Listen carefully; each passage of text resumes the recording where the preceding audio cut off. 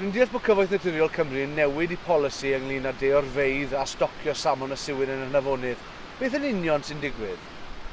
Wel, dros y blynyddoedd, ni wedi derbyn mwy a mwy o dystiolaeth gwyddonol sy'n dweud wrthon ni nad oes pwynt tynnu pysgod mas o'r afon a trio bryd nhw mewn deorfeydd, oherwydd maen nhw'n gallu gwneud y job yn well a'i hun yn yr afon.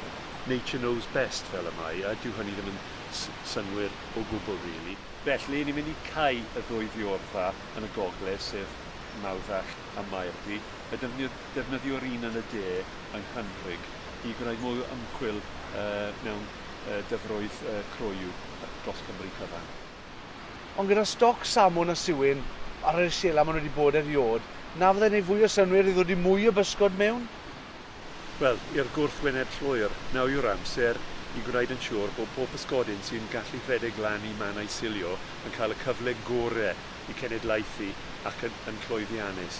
Felly, ni'n canolbwyntio at roi mwy o llwybrau pysgod I mewn, fel yr un tu ôl ni yma ar y taff, ac yn gwneud yn siŵr bod y cynefinoedd lan yn y mannau silio yn iawn, digon o dŵr o safon uchel a cynefinoedd ei hun yn lan ac yn amddiffyn o roiau a pysgod bach.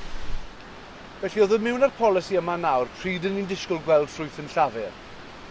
Wel, mae poblogaeth eogiaid wedi bod yn dirywio dros Ewrop cyfan am flynyddoedd ac mae amryw o ffactorau yn effeithio arnyn nhw fel newid yn yr hinsawdd, gwr bysgota, goroesi yn y môr, ac wedyn os ti'n ystyried y ffaith bod hi'n cymryd tua 5 mlynedd I cwblhau cylch bywyd y salmon, ni ddim yn gallu dweud yn benodol pryd bydd y polisi yn cael effaith. Felly mae pob afon yn Nghymru yn wahanol i'r llall, a mae ffactorau gwahanol yn dod I mewn. Ydy pysgod yn bwysig I Gymru? Mae pysgod yn chwarae rhan allweddol yn ein amgylchedd.